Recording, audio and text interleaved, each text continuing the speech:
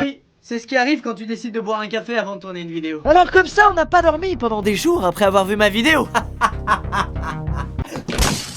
Quelle faiblesse! Les amis, je suis récemment tombé sur un nouveau thread horrifique. Et cette fois, ce qui est flippant, c'est que ça pourrait tellement nous arriver à tous, c'est horrible! Est-ce que vous êtes prêts à ne pas dormir? Moi oui! Alors on y va! Aujourd'hui, on va parler de ce qui est arrivé à Ryan, alias Lust for Love sur Twitter. En août dernier, décidément c'est là où toutes les histoires d'horreur commencent apparemment. Le mois d'août, ne sortez pas de chez vous. Ryan s'est vu demander par son voisin de garder son chien pour la modique somme de 40$ par jour. Ce qui est carrément cool! Vraiment? Il décide de partager la nouvelle à sa communauté en disant: putain, ma voisine m'a demandé de garder son chien la semaine prochaine, elle m'a dit qu'elle me donnerait 40$ par jour et je dois le garder 5 jours. 3 jours plus tard, Ryan nous dit qu'il a rendu visite à sa voisine et que il a des trucs à nous dire. Premièrement, quand il est arrivé dans la maison de sa voisine, il faisait complètement noir. Alors qu'il était 19h et en plein mois d'août, il fait pas nuit du tout à 19h. Et quand il dit qu'il faisait complètement noir, c'est qu'il faisait complètement noir, on voyait que dalle dans la baraque. Apparemment, cette dame, elle a 40 ans et elle vit seule dans une maison immense. Ryan nous indique qu'il a pas de problème avec ça, qu'il juge pas, mais c'est toujours effrayant de voir quelqu'un qui vit seul dans un endroit 10 fois trop grand pour lui. Non pas qu'on est jaloux ou quoi, mais on se dit putain, il vit seul là-dedans, ça lui fout pas le cafard. Ou alors ça se trouve il était pas seul et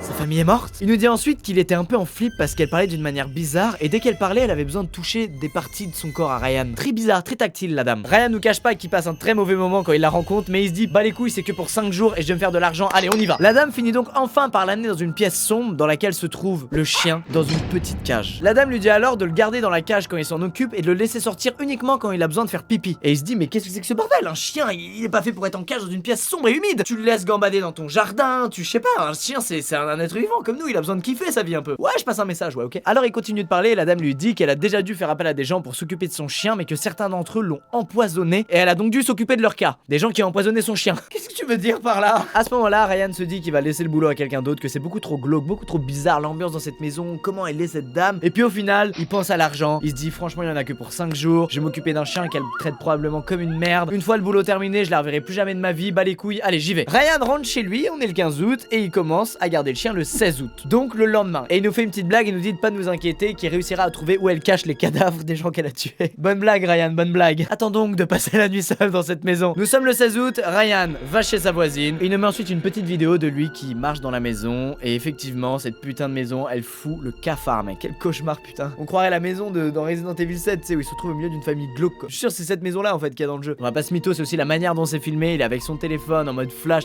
ça rend tout glauque. Bref, il fait un petit tour dans les chambres, voir s'il y a personne, il prend des petites photos pour nous montrer, mais il met une vidéo d'un truc qui retient quand même son attention puisque c'est extrêmement glauque.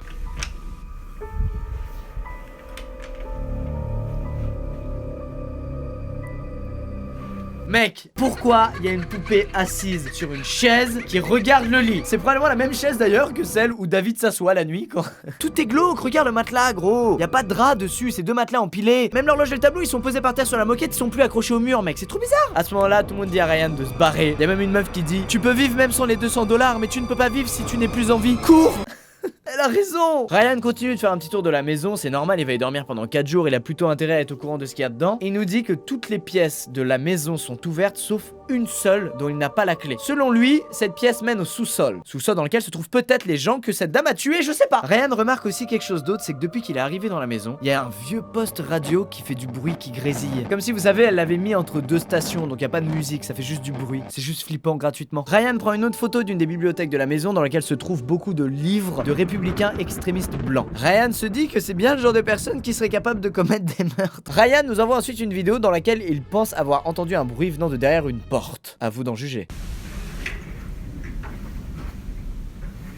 Clairement là il faut partir en courant. Il faut arrêter de faire comme dans les films d'horreur là, quand le perso principal il entend du bruit, on sait clairement que c'est un esprit qui veut lui couper la tête, mais il y va quand même, on sait jamais. Mais part en courant. Putain ça m'énerve ça. Quelqu'un lui répond en disant: n'ouvre pas la porte tant que tu n'es pas absolument certain que c'est une personne réelle derrière et pas un esprit. Et un autre mec lui dit: mais ils traversent les murs les esprits putain.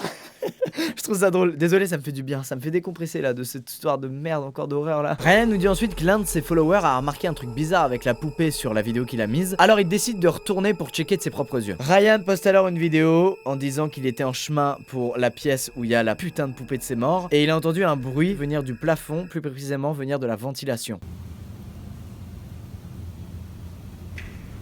Mais arrête, fuis gros. Et le chien dans l'histoire gros. T'es là pour t'occuper du chien mec, t'es même pas avec lui. Non mais c'est vrai ou pas? Ryan nous dit qu'il a une nouvelle fois entendu un bruit venir de la porte d'entrée de la maison. Et il décide de prendre une vidéo à travers l'œil de la porte pour nous prouver qu'il y a bien personne devant la putain de maison. Putain, je deviens parano avec ces vidéos là. Le chien a envie d'aller dehors pour faire ses besoins, mais Ryan nous dit qu'il a trop peur d'ouvrir n'importe quelle porte de la maison, y compris la porte d'entrée, donc ça va attendre. On peut clairement le comprendre, on ferait la même dans sa situation, mec. Franchement, le chien, je le mets dans l'évier ou au-dessus des toilettes, tu vas te démerder, tu vas apprendre à faire pipi comme un humain pendant 5 jours. Voilà, après je me casse, c'est bon. Non, vraiment, c'est chaud. Ryan fait alors une autre découverte. Il se trouve que sous l'un des lits dans une pièce, il y a des putains de clous. Oh, elle montait un meuble Ikea, elle a fait tomber quelques outils, elle a pas fait gaffe, c'est... J'espère. Ryan, pourquoi tu ne pars pas en courant? Mais explique-nous. Ah, tu n'as pas de jambes. Ah bah il fallait le dire. 18 minutes après, qui paraissent une éternité pour les gens qui suivaient le thread en direct, Ryan donne des nouvelles. Il dit qu'il est toujours vivant et que quelque chose est arrivé. Il dit qu'il a entendu quelque chose tomber par terre dans la pièce où se trouve la poupée. Il nous rappelle qu'il n'a touché à rien dans cette pièce, qu'il n'a bougé aucun objet. Il décide alors, plutôt que de rentrer chez sa mère en chialant en appelant la police, de retourner dans la pièce où il y a la poupée pour voir ce qui s'est passé. Vidéo.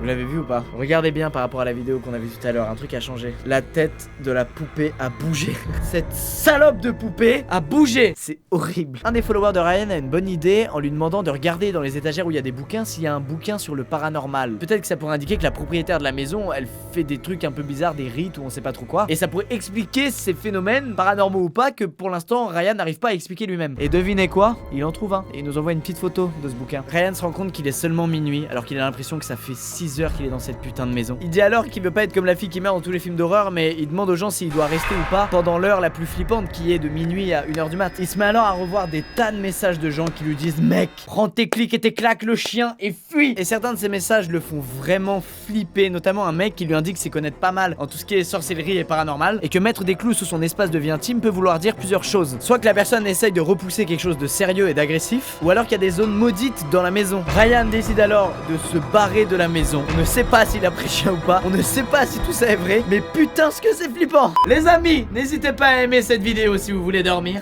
Je suis un escroc. Je trouve ce thread génial parce que ça peut tellement nous arriver de les jobs d'été où tu dois garder un enfant, tu dois garder un chien, bref tu dois aller dans un autre endroit, une autre maison, et tu découvres les lieux, et tu découvres avec les lieux des trucs qui sont un peu bizarres, qui font que t'es pas très serein quand même. Et puis tout part en vrille, et en plus à cela s'ajoute la paranoïa, et c'est terrible quoi. Dans ces situations tu deviens parano de fou mec. T'as plus aucune objectivité, pour toi tout te veut du mal et tout est vilain. J'espère que ça vous aura plu, c'est un peu différent des deux threads qu'on avait déjà fait, mais j'aime bien varier un petit peu les plaisirs si je puis dire. Dans celui-là ce que j'aime bien c'est qu'on n'a pas la fin, le mec est pas allé jusqu'au bout, il est pas resté et c'est cool. Il a pas été le personnage héroïque dans un film d'horreur qui est con et qui meurt. Ça fait plaisir, on peut être que content pour Ryan. Selon vous, qu'est-ce qu'il y avait dans cette putain de maison mec? Moi je trouve juste que l'histoire de la poupée c'est trop flippant. Ryan il a jamais dit si tout ça était fake ou pas, mais en tout cas ça a l'air tellement vrai, ça a l'air encore plus vrai que les deux autres threads, je trouve c'est horrible. Du coup c'est un peu moins flippant, mais comme ça a l'air grave vrai, bah c'est plus flippant en fait au final. Voilà, je suis en PLS comme à chaque fin de vidéo comme ça. Au moins il est 18h, il fait bien jour, c'est bon, je suis bien. On est loin de l'orage et de la nuit de la dernière fois. Et bah je vous fais des bisous et qu'est-ce que je vous souhaite? La bonne nuit. Allez, ciao.